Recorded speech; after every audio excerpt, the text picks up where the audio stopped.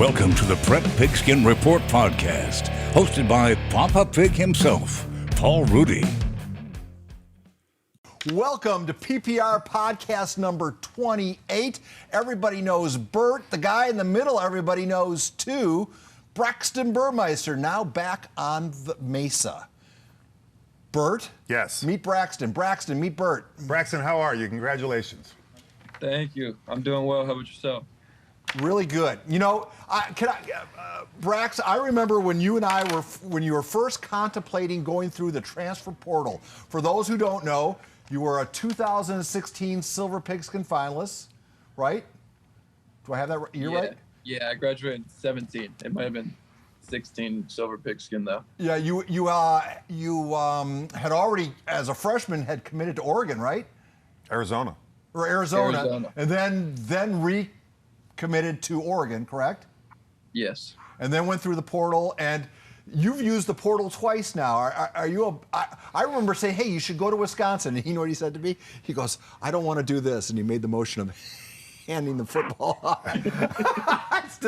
I still remember that so well, and it's so true. At Wisconsin, you hand the ball off a lot. Your thoughts about the transfer portal now? My thoughts? Yeah. For me, it's been a blessing. Both times I transferred, I had head coaching changes, offensive coordinator changes, and so I felt like for me, it has definitely helped me a lot, especially when coaching staffs leave and new ones come in. They can bring in different people and kind of have a different agenda. So it gives you opportunities as a student athlete to find the best situation for you, especially after something like that happens. Hey, you know, it's right around, it's signing time right now, and I remember you first committed to Arizona, and then you decommitted and you went to Oregon, and I think Justin Herbert was only a sophomore then. What made you do that? Oregon was always kind of like my dream school coming out of high school, and when Willie Taggart got there, I had some really good conversations with him and felt comfortable with him, and so I always am a fan of competition, and I felt like we had 2 years apart, and Justin Herbert was going to obviously be a great player and make me better to just be around him and be in that room. Is it safe to say, you have aspirations of playing on Sunday, right? Yes, sir. So, I mean, that hasn't changed at all. Has the college experience, do you think more of it, or have you soured on the whole college football environment? No, I think more of it for sure. I loved my time at Virginia Tech. It's one of the best college atmospheres in the country, and I loved every minute of being there. And I think that college football is an awesome thing, and I'm excited to have one more year. Yeah, and I don't know your feelings about him, but your OC there, Brad Cornelson, was probably, in my opinion, the worst OC in the country. So, I mean, I don't know, I know you don't want to say too much, but I mean, everybody's heard the rumors. You have to throw to your first option, or you can't throw, you can't audible under him. I mean, it's just, his offense is just, I mean, stifling for a quarterback. Who are we talking about? The offense coordinator for Virginia Tech. Well, Brax, you want to counter that? No comment? This is why I'm at San Diego State. Yes. Well, that staff got let go at Virginia Tech, so they're no longer there. But I definitely loved playing for Justin Fuente. I definitely love Coach Korn, and I feel like we had a great relationship, and that's what I have to say about that. Is that Morgantown or No, Blackburn? What's for a California kid? That's got to be culture shock. Well, what was the biggest difference living in Blackburn, Virginia. What was that like? Or Blacksburg. Blacksburg, right? See, I really liked it there. I had a great experience there. Met a lot of my best friends that I'll have for the rest of my life there. So I think that I actually really enjoyed the whole experience. It's a small college town. It was really different for me getting there, and I felt like I just embraced it and had a great time there. What was the biggest difference? What was the oh, hey, I'm not in Kansas anymore kind of moment? When did you have that? Definitely not having the beach. And when I first moved in, there was like a slaughterhouse across the street from Nice. my apartment.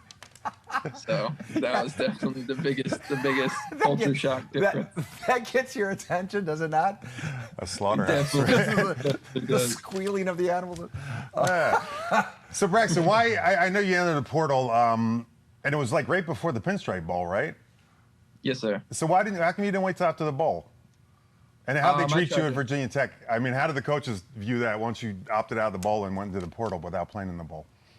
Yeah, so that was an interesting situation since Justin Fuente got fired and the whole staff changed. It was looking like a complete rebuild. A few of our players declared for the draft, and then a few of them transferred. And I actually wanted to play in the bowl game, but you have to be enrolled at a different school for the next term to be able to go through spring ball. So I asked if I could play in the bowl game. There's a few schools that let their players play in the bowl game, especially when they have a coaching change, because it's going to be a completely different staff for the next season. So I actually asked multiple times, had that conversation multiple times with them, and ultimately they decided that they weren't going to let me. But I had to kind of do what was best for me in that situation. If I would have waited, I don't know if I would have been able to get my paperwork in and process the transfer and also be enrolled at another school in time. So it was kind of a time crunch thing more than anything. So when you made the decision to leave, was San Diego State always going to be your first choice? At what point do you make contact with Brady? I kind of, right when I got in the portal, I talked to them that first day, and I was kind of, for this last year, looking for a little bit of comfortability, and just have known these guys here, Coach Horton, all them for a long time now. So that definitely helped. I just want to be in the right situation for this last year and try to go accomplish my goals. So I remember when you were coming out, and correct me if I'm wrong, but I don't remember Virginia Tech being on your radar. What made you choose them when you left Oregon? When I left Oregon, I chose Virginia Tech. My dad's from Virginia. I was born in Virginia and then moved out here when I was really little. But so we had some connections over there, and I went on a official visit there and just kind of fell in love with the whole atmosphere and the whole place. And once I did that, I was kind of locked in with them. Plus, they ran the offense that suited you, right? I mean, being a dual threat kind of guy. Yeah, And I mean, like now that you're on the Mesa, how many of your competitors at quarterback have played a game against Notre Dame? I mean, you've experienced college football at its highest level, have you not? No doubt. Started as a true freshman at Oregon. Started this whole season. Have multiple starts last season. Definitely had a great college experience. You want to tell me, now that he brought up Notre Dame, you want to tell me what you took on the sideline that everybody talked about on Twitter when that happened? I broke my ribs against Notre Dame, so I was just taking painkillers as like ibuprofen, and I was just trying to make it through the rest of the game. I took a hit in that game and broke my ribs, and just was trying to figure out how to deal with it for the rest of the game to finish it off. So now that you're on the Mesa, I mean, I don't know if is there a depth chart up on the wall yet? I mean, as far as it relates to the Aztec roster, are you penciled in as a starting quarterback at this moment, as we talk? I have no idea. I'm just so there is no depth. I mean, like back in high school, we used to have constantly had a depth chart up on the wall all the time. They don't do that. Or did you ever make first team? Yeah, I did. Braxton and I didn't have to look at depth charts. We knew where we were at. This guy had to look at depth chart every day like Rudy. I just want to know if I should dress or not. Yeah, you're Rudy every week. Damn. Okay. So, I mean, one thing that you have going, I mean, which is impressive, I mean, it's one of the things Justin Herbert, I was so impressed by him, is you have a different offensive coordinator and different offense, it seems, every year of your college career, and this will be another one coming up, and you seem to pick them up so quick. Is that, I mean, that's pretty rare, and I always talk about that with Justin Herbert. He had a different OC every year than the pros every year, and he just is like that. Yeah, I think that's definitely going to help me in the future because I've had so many different OCs and played in so many different systems. I think that I'm kind of able to learn and adapt quickly to new systems. And I've learned a lot of it's just getting the basic terminology down and then working from there. And a lot of offenses kind of have similarities. You just have to piece them together and figure out what exactly the small differences are. You're going to experience the other side of college football, though, playing in the Mountain West. I guess on the plus side, you have this shiny new stadium that you're going to get to throw a pass in. Yeah, I'm excited for that. I mean, you could conceivably be the first to throw an Aztec touchdown pass in Snapdragon. Have you had a chance to walk it yet? I've driven by it a few times, but that's about it. What was your second choice behind San Diego State on the transfer? Missouri and Syracuse, Cal, and Georgia Tech and UCF were all kind of up there. It kind of really came down to Missouri and San Diego State. God, it's like being a free agent in college. Yeah, it is. I can't. Yeah, and you saw the thing because the first time you transfer, you had to sit out a year, correct? The old rules. Yes. And then this time you just immediately go in. Yeah, and that's got to be great. I mean, brand new stadium, top 25 team, your hometown, your family, your friends go to the games. I mean, that's got to be great. I mean, I'm going to get to see you play your last games as a college athlete. I can't tell you how excited I am. I mean, I got to see you on TV. Here. Well, Just for you, yeah. See, I knew it was something. You won't return my calls, but I influenced his decision to come back. Absolutely. Hey, Braxton, do you remember your senior year in high school? They always say that you, no matter what you do at a professional level or collegiate level, you always remember your high school days most fondly. Do you still remember that team? I do, 100%. My senior year of high school was awesome. I'll always remember that. And do you remember the gala night? Did you think you were going to win? Who won that year?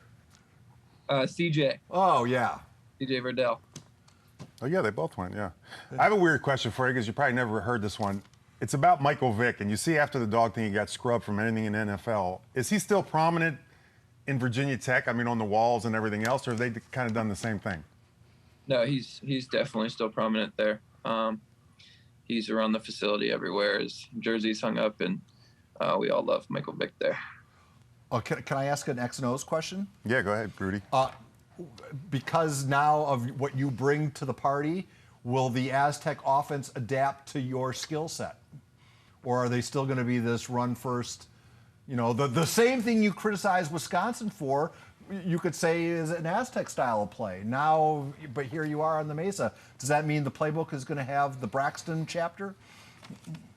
I definitely think that there's going to be some wrinkles added in, and it might, I don't know if you watched the bowl game, but I think hopefully it will look similar to that. And their offensive coordinator does a great job with working at whoever's in at quarterback. And so I'm excited to see what it looks like when I'm in there. Where's your loyalty lie? If the top two choices came down to San Diego State and Wisconsin, secretly, what would you be pulling for? Well, I want to see him play, so I'd be rooting for. And even though I think Wisconsin, he would yeah. make the Badgers would instantly be better if Braxton was there. But the Badgers aren't relevant anymore, so you came to see them on TV. Well, yeah, you can. I just personally, because I want to see you play. I'm really happy. Braxton, hey, before we let you go, could you advise kids right now? Because a lot of you're pretty well known, not nationally. As nationally you are, but you're also really well known locally. Could you speak to kids as far as advice? Because you have seen this game from a lot of different angles. What is the piece of advice you'd want to hand down to a youngster who wants to be the next Braxton Burmeister? Just believe in yourself and prepare. You never know when your opportunity is going to come. And so as long as you prepare the correct way and are always ready, then when that opportunity does come, you can seize it. And obviously believing in yourself when that opportunity comes as well. Well, obviously you're doing that because we had Brady Hoke on 2 weeks ago. He said you stood out as far as the running drills that you were participating in, that the fact that you came in shape caught his attention. What's Brady Hoke like? Coach Hoke's a cool guy. He's definitely different than most head coaches I've been around, but he's a defensive guy, and I love how he coaches the game, and I know that our defense is always going to be great, and that's going to help me out. It's always great when you have a D-line coach as your head coach. Man, that voice alone gets your attention, right?